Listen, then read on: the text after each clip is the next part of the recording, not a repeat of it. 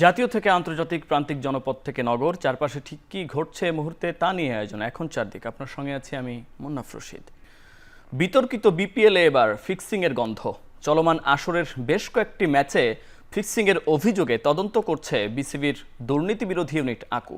সন্দেহের তালিকায় আছেন দেশি বিদেশি, জাতীয় দলের সাবেক, বর্তমান সহ বেশ কয়েকজন তারকা ক্রিকেটার।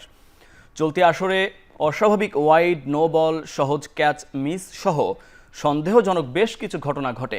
তারই প্রেক্ষিতে তদন্ত শুরু করে বিসিবির দুর্নীতি বিরোধী ইউনিট আকু।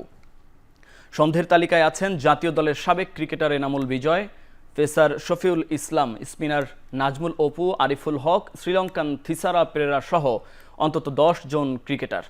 অন্তত 8টি ম্যাচে সন্দেহজনক ঘটনা ঘটেছে বলে অভিযোগ উঠেছে। বিপিএলের সবচেয়ে বেশি সন্দেহজনক ঘটনার অভিযোগ উঠেছে দুর্বার রাজশাহী ও ঢাকা ক্যাপিটালসের বিপক্ষে। এছাড়া তালিকায় আছে সিলেট স্ট্রাইকার্স, চিটাগাং কিংসের নামও। নির্বাচন হলেই জবাবদিহিতার জায়গা তৈরি হবে। বিকেলে কুষ্টিয়া, মাগুরা, চুয়াডাঙ্গা ও মেহেরপুর জেলা বিএনপি আয়োজিত রাষ্ট্র কাঠামো মেরামতের 31 দফা ও জনসম্পৃক্তি বিষয়ক প্রশিক্ষণ কর্মশালায় এমন মন্তব্য করেছেন বিএনপি ভারপ্রাপ্ত চেয়ারম্যান তারেক রহমান। তিনি বলেন, বিএনপি যে নির্বাচন চাচ্ছে সেটি শুধু জাতীয় নয়, হতে হবে প্রতিটি ক্ষেত্রে।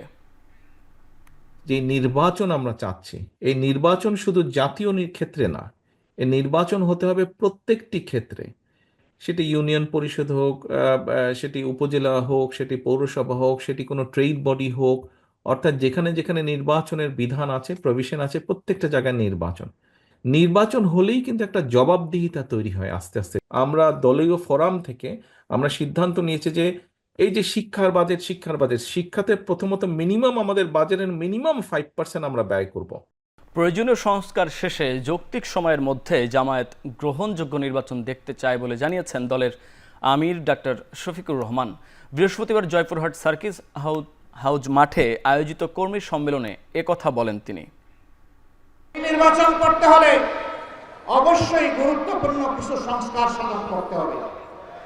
এই জন্য জামায়াতে ইসলামী 5 তারিখেই বলে দিয়েছে, এই সরকারকে আমরা যৌক্তিক সময় দিতে চাই প্রয়োজনীয় সংস্কার সাধনের জন্য।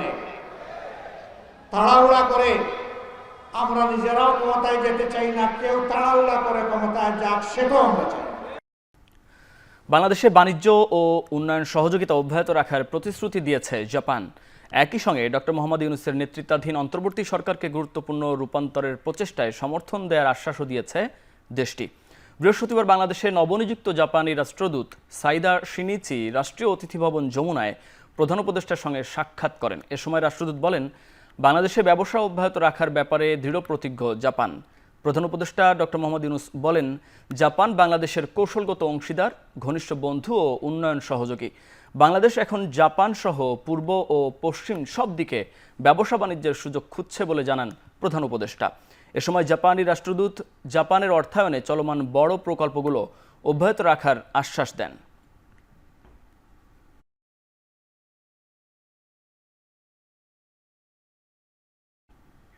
বাংলাদেশ ও যুক্তরাষ্ট্রের নেতৃত্বে পরিবর্তনে ব্যবসা বাণিজ্যে নতুন সম্ভাবনা তৈরি হয়েছে বলে মন্তব্য করেছেন প্রেসিডেন্ট ডোনাল্ড ট্রাম্পের ব্যবসায়ী পার্টনার জেন্ট্রি বিচ।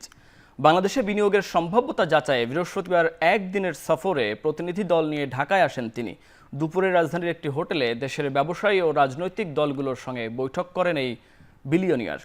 সফরের বিষয়ে গণমাধ্যমকে জানান, বাংলাদেশে এখন ব্যবসা বাণিজ্যের উপযুক্ত সময়, তাই সম্ভাব্যতা যাচাই তিনি এসেছেন। ডোনাল্ড ট্রাম্প সরকার বিশ্বে শান্তি নিশ্চিতে কাজ করবে বলেও জানান তিনি।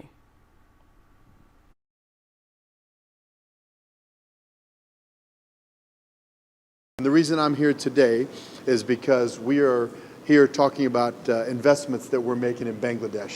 We have a large real estate portfolio that we're going to be investing in here and working on some development. We're excited that leadership has changed. We believe that it's a very unique time in Bangladesh, that things are depressed and that things are going to be going in the right direction. July অভ্যুত্থানকে সংস্কৃতি হিসেবে গড়ে তোলা না গেলে অচিরেই তা হারিয়ে যাবে বলে মন্তব্য করেছেন ইনকিলাব মঞ্চের মুখপাত্র শরীফ উসমান বিন হাদি। সন্ধ্যায় শিল্পকলা একাডেমিতে সব লোকে কয় বেহাত জুলাই নামে আলোচনা সভায় তিনি আরও বলেন, নতুন পাঠ্য বইয়ের কোথাও উল্লেখ নেই কারা এই অভ্যুত্থানে গণহত্যা চালিয়েছে। ইনকিলাব মঞ্চের মুখপাত্র বলেন, প্রাইভেট বিশ্ববিদ্যালয়ের শিক্ষার্থীরা না থাকলে এই অভ্যুত্থান সফল হতো না।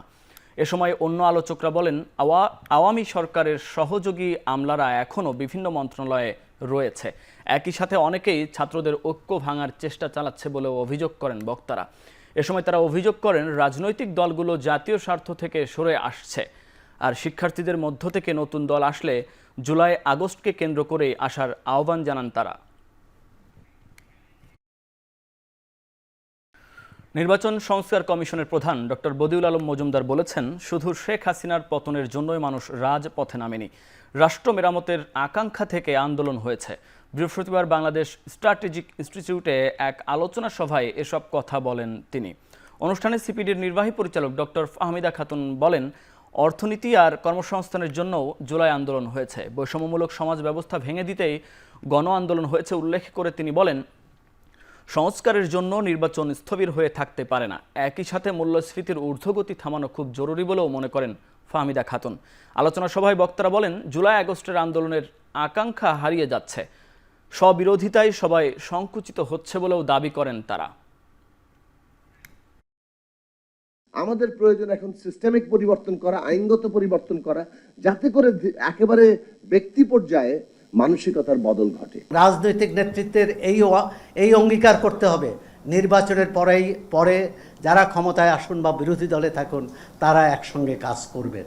এই সামগ্রিকভাবে যে জুলাই অগাস্ট আন্দোলন হয়েছিল, সেটার আন্ডারলাইন কারণটাই তো ছিল অর্থনৈতিক। প্রথমে এটা কর্মসংস্থানের জন্য, যে চাকরি ক্ষেত্রে কোটা সংস্কারের জন্য, কারণ চাকরি হচ্ছিল না। তিনটা কমিশন, কারণ কোনো রকম দায়বদ্ধতা ছিল না, তারা যা অন্যায় করেছে অন্যায় করে পার পেয়ে যেতে হয়েছে। তাই দায়বদ্ধ করাটা গুরুত্বপূর্ণ, এবং কোনো গণতান্ত্রিক রাষ্ট্রে কেউ দায়বদ্ধতার ঊর্ধ্বে নয়। সব ক্ষমতা এক হাতে যখন কেন্দ্রীভূত হয় তখন সেটা ভয়ানক, মন্তেস্কর কথা, আমার কথা নয়। আলোচিত চিকিৎসক ডক্টর ইসরাত রশিদ ঈশিতার বিরুদ্ধে র্যাবের করা মাদক মামলার রায় পিছিয়ে 20 ফেব্রুয়ারি নতুন তারিখ ঠিক করেছেন আদালত। বৃহস্পতিবার রায় পেছানোর আদেশ দেন ঢাকার দ্রুত বিচার ট্রাইব্যুনাল 2। এ বিষয়ে চিকিৎসক ঈশিতা দাবি করেন, মিথ্যা মামলার কারণে তার জীবন শেষ হয়ে গেছে। তাকে হয়রানি করা র্যাব সদস্যদের বিচারের দাবিও জানান তিনি। এ সময় তার আইনজীবী শেখ কানিজ ফাতিমা বলেন, তারা আশা করছেন মামলা থেকে খালাস পেয়ে ন্যায় বিচার পাবেন চিকিৎসক ঈশিতা।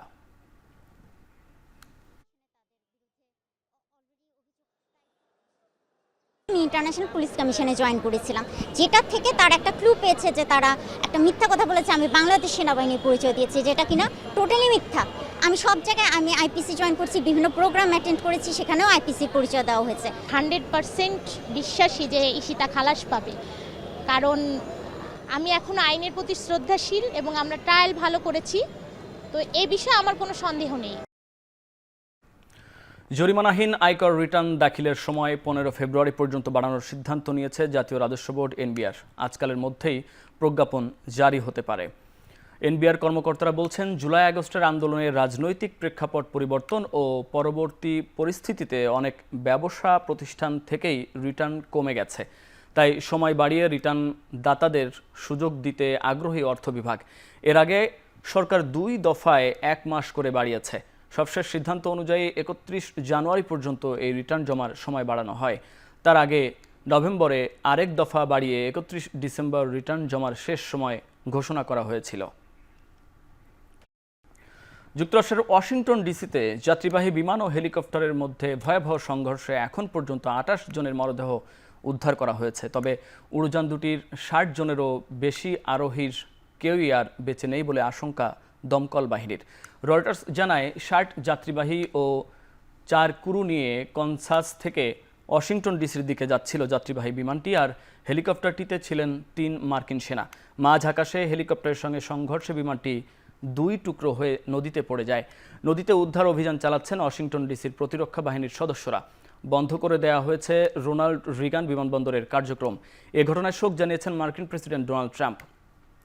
প্রত্যক্ষদর্শীরা জানিয়েছেন, মাঝ আকাশে বিমান বিধ্বস্তের পর স্ফুলিঙ্গের মতো আলো ছড়াতে দেখেছেন তারা, যদিও ঘটনার কারণ সম্পর্কে এখনও কিছুই জানা যায়নি।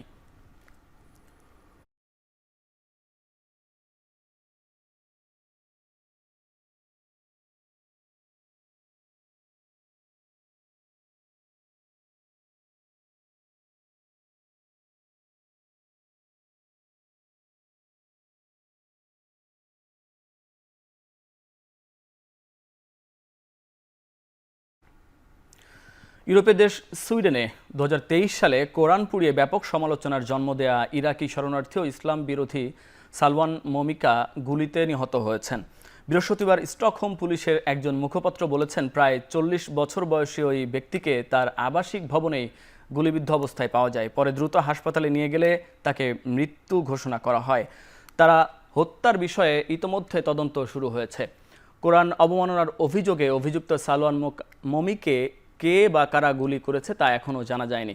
কোরআন পোড়ানোর অভিযোগে তাকে দোষী সাব্যস্ত করা হবে কিনা এ বিষয়ে স্টকহোমের একটি আদালতে বৃহস্পতিবার রায় ঘোষণার কথা ছিল। পরে অভিযুক্তকে হত্যার খবর সামনে আসতেই 3 ফেব্রুয়ারি পর্যন্ত রায় স্থগিত করেন আদালত। শেষ করছি এখন চারদিক। এখন টেলিভিশন ওয়েবসাইটে দেখতে ভিজিট করুন www.ekhon.tv এবং ফেসবুকে দেখতে ভিজিট করুন facebook.com/tv.ekhon এবং ইউটিউবে দেখতে ভিজিট করুন youtube.com/c/ekhon tv।